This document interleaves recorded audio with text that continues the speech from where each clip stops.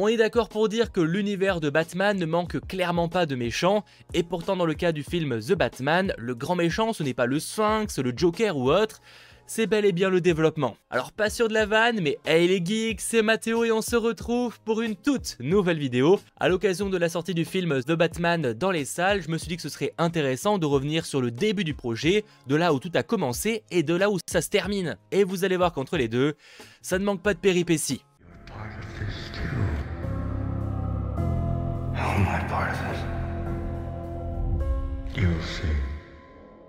Tout commence donc d'une certaine manière lors de l'été 2012 avec la sortie du film The Dark Knight Rises de Christopher Nolan. Alors oui, dit comme ça, le lien n'est pas évident, mais il faut comprendre qu'en 2012, c'est aussi la même année de sortie que le premier film Avengers.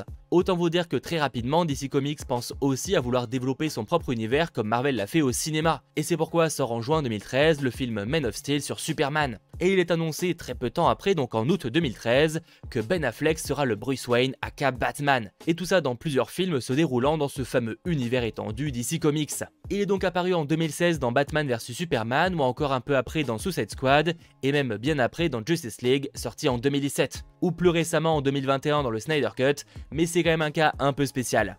Bref, après tous ces films, la prochaine étape évidente est de faire son propre film solo. Et c'est là que commence réellement l'histoire de The Batman. Il est annoncé en octobre 2014 par Warner Bros que voilà, un film Batman solo est en préparation, et en juillet 2015, il est annoncé que Ben Affleck est en négociation, à la fois pour le réaliser, mais également coécrire le scénario aux côtés de Geoff Johns. La production, si tout s'était bien passé, aurait commencé après qu'il ait terminé la réalisation du film Live by Night, qui est lui sorti en 2016. Il a donc terminé la première version du scénario en mars 2016, et il était donc prévu à l'époque que ça prenne bel et bien place après les événements du film Justice League. Deathstroke de Joe Manganiello y aurait été le grand méchant, et son rôle a été décrit un peu comme celui d'un requin ou encore d'un tueur dans un film d'horreur, dont le but aurait été de détruire la vie de Bruce Wayne de l'intérieur. Deathstroke en fait en aurait voulu à Batman pour la mort de son fils, et se serait donc évadé de Arkham pour s'attaquer à lui, en détruisant tout ce qui lui tient à cœur, le rendant ainsi vulnérable. Le directeur de la photographie Robert Richardson a même confirmé que le scénario de base se déroulait principalement à l'asile d'Arkham. Batgirl y serait apparu, d'où le fait aussi qu'il voulait en faire un film solo à l'époque. Bon, c'est toujours le cas, mais le projet a bien évolué. Il était aussi évoqué que le Sphinx et le Pingouin auraient été présents, et aurait été évoqué un peu plus en détail la mort de Robin, vraiment brièvement évoquée dans Batman vs Superman. Le film aurait tiré des influences des comics Batman Arkham Asylum sorti en 1989 ou encore Nightfall sorti entre 92 et 94 ainsi que du jeu vidéo Batman bien connu Arkham Asylum. Autant vous le dire, il y avait de quoi être plutôt hypé. D'autant plus que l'idée a plu à Zack Snyder qui a pour l'occasion tourné une scène post-crédit pour teaser le personnage de Deathstroke, récupérant l'identité du Batman auprès de Lex Luthor.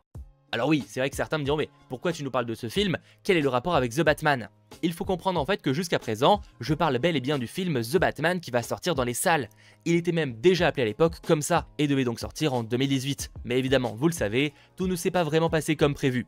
Fin janvier 2017, il est annoncé officiellement que Ben Affleck quitte le poste de réalisateur, et officiellement la raison c'est qu'il n'était pas satisfait de son scénario, même si bon, dans les faits ça a été révélé un peu plus tard, il a surtout très mal vécu le film Justice League et tout ce qui s'est passé à côté niveau personnel. C'est pourquoi il est annoncé seulement quelques jours après, en février 2017, que Matt Reeves, à qui l'on doit notamment la réalisation des deux derniers films Planète des Singes qui sont juste excellents, va justement s'en occuper. Et faut savoir qu'à ce moment-là, Ben Affleck devait encore y jouer le rôle principal. Mais au fur et à mesure, le doute s'est pas mal installé, puisque déjà en mars 2017, il est annoncé que Matt Reeves a préféré réécrire le scénario de zéro pour mieux se l'approprier, ce que sur le papier on peut comprendre. Matt Reeves a déclaré qu'il avait lu le scénario de Ben Affleck, qu'il avait trouvé acceptable avec plus d'action et qu'il était surtout très profondément lié au DCEU, mais que ce n'était vraiment pas le film qu'il se voyait lui réaliser. Matt Reeves avait l'idée d'un film sur un Batman plus jeune, donc forcément joué par un autre acteur. C'est pourquoi en mai 2019, alors que Ben Affleck n'a pas officiellement quitté le rôle, il est annoncé que Robert Pattinson est le favori pour le rôle du Batman, notamment grâce à son interprétation dans le film Good Time, qui est là aussi excellent. Parmi les favoris, on retrouve également Nicholas Hoult, vu dans la saga X-Men, Armie Hammer ou encore Aaron Taylor Johnson, mais c'est bel et bien Robert Pattinson qui est choisi fin 2019. Évidemment, à cette annonce, ça fait un scandale parce que beaucoup le résument à Twilight, alors qu'entre-temps, il a quand même fait beaucoup d'excellents films, mais certes de plus petites productions, et surtout que d'une certaine manière, quand on regarde dans le passé, chaque acteur Batman a fait scandale, je pense à Michael Keaton ou encore Heath Ledger ou Joaquin Phoenix pour le rôle du Joker, donc en soi ça ne fait que se répéter.